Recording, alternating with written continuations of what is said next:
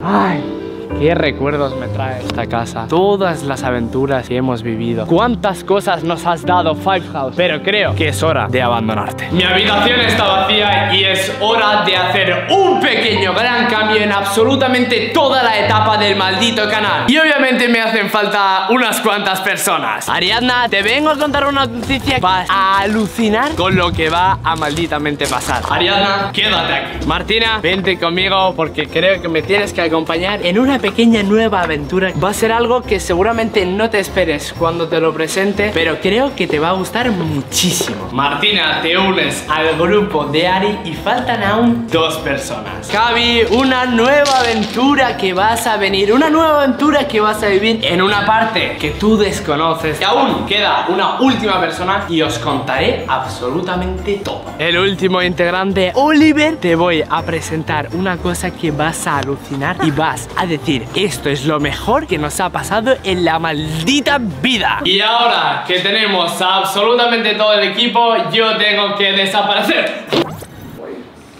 ¿No está Arta? ¿Arta? ¿Se ha desaparecido? ¿Locura? ¿En qué momento? Está aquí, de hecho, sí. ¡Bum! Ya desapareció. ¡Arta! ¡Oh! ¡Engañado a los niños! Ellos se han quedado en la antigua casa y os presento la nueva maldita casa.